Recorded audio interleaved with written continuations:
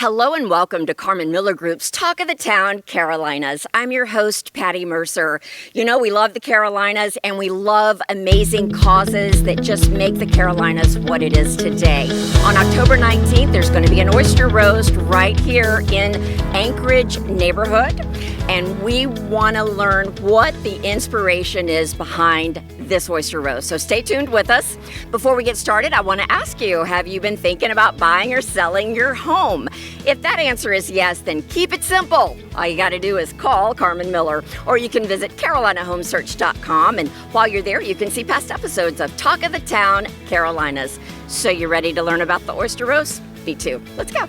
We are here and we're going to talk about the flag that stands behind you. So this interview today, ChooseKindACD. Tell us about the origin behind this organization. ChooseKindACD was started, it's our nonprofit. It was started to remember our daughter Ashton, who was killed by a drunk driver 5 years ago. She was killed a week before her 16th birthday. And when that 1 year mark was coming up, we thought, how can we get through this? And we thought, let's ask everybody to choose kind during that week to remember her. And we asked friends and family to do random acts of kindness in Ashton's name. And it was such an overwhelming success that in order to continue that, we decided to kind of make it official, and we applied, got our nonprofit status, and we've been doing that ever since. That is an awesome reason for making a decision to choose kind. The world would be a better place if we all embraced that. Why that? Why did you choose to make a difference with Ashton's life with kindness? What was it about her personality that just led you to this? Well, this was how her classmates chose to remember her. They just remembered her for always being a bright light, always being kind, always being inclusive. We remember Ashton that way, of course, as well. When we moved here, that we started to get to know our community because she made us leave the house. So she was just that kind of person. She was a little bit bigger than herself and was always thinking of others. I loved so much getting to know Ashton through your website, which, by the way, is a beautiful place for anyone who's seeing this today to just learn a little bit about why you called her a mermaid and just the type of person that she is. You mentioned that she went to St. Anne's, and they have also created a scholarship to continue her legacy. Tell me about that. Yes. It was amazing that the kids, again, the students, her classmates came up with that. And they were very open to asking us what we wanted the parameters of it to be. And we said it has to be kindness. And so the kids write anonymous essays, and as a family, we read the essays and we pick. And they talk about how hard it is in this world to be kind, but yet how important it is. Basically, everyone wants to know what happened because it really doesn't seem fair to a family who's doing everything right in the love of their children and have that knock at the door. Ashton was with a friend. And they decided they were going to go to Cookout. Like just to get a hamburger. Just to get a hamburger. Typical ordinary day. Exactly. So it was Ashton, her friend, and her friend's sister. On the way back to her friend's house, they were struck head-on by a drunk driver.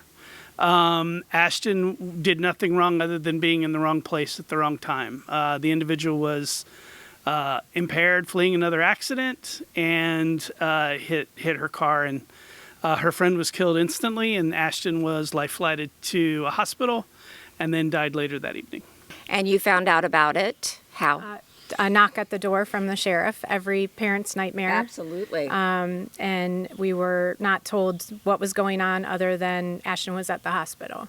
And we got in the car, got Faith up, or Jimmy actually got me up. I was already asleep. It was 11-something at night. And we drove to the hospital and attempted to find her. And we had to take a walk with the chaplain. I knew immediately when they found the chaplain that it was not good. We still didn't know what had happened to her until we got to the ICU. And it was very close to her 16th birthday. Exactly a week from her 16th birthday. And she was a rising junior. Correct. In high school. Yes. You're right. This is like every parent's worst nightmare. And you are a family of faith. You're a strong family, because when I look at what you have done to not only raise awareness, but elevate your daughter Ashton's life, it takes, she'd be proud of you guys. I can tell you that right now.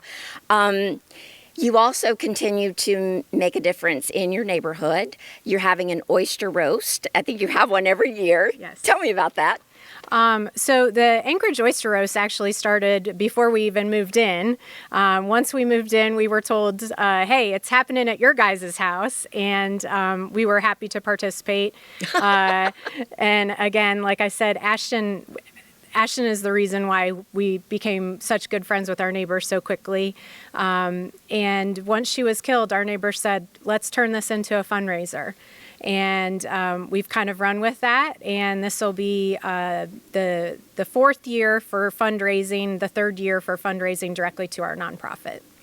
That is beautiful. How is this open to anyone that wants to purchase a ticket? Tell us the details. Well, there's not even tickets. It's like come down, park at Rundy Park, come down to Anchorage, enjoy oysters, burgers, hot dogs, live music, and fellowship. I mean, it's just getting to know your neighbors, having fun with each other.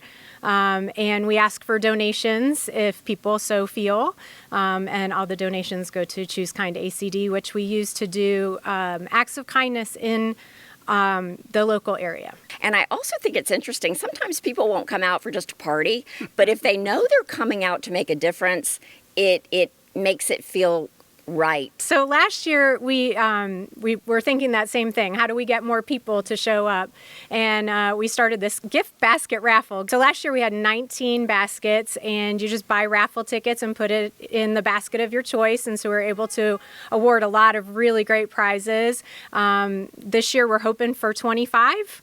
So that is a reason to come out. We're going to start putting up on our Facebook page, ChooseKindACD, all the different baskets. And we would just hope that people would come out. I love that so much. So if someone is hearing this, they're interested, they want to connect, is the best place to go the Facebook? Sure. The Facebook, ChooseKindACD, or our website, www.ChooseKindACD.com. Either of those places will have all the information about the oyster roast or direct ways to get in touch with us. I'm so glad that you guys call the Carolinas home. Yeah, us too. Okay. And, after this happened, so many people asked us, are you moving back to Ohio? And we said, no, this is home. And the date of the oyster roast? Saturday, October 19th from 4 to 9. Woohoo! Extended hours. I love it. Are you serious? You just show up to your house? Just show up. Yeah. Okay, your address? 7077 Harbor Court in Tega Cay. Well, that's it for this edition of Carmen Miller Group's Talk of the Town, Carolinas.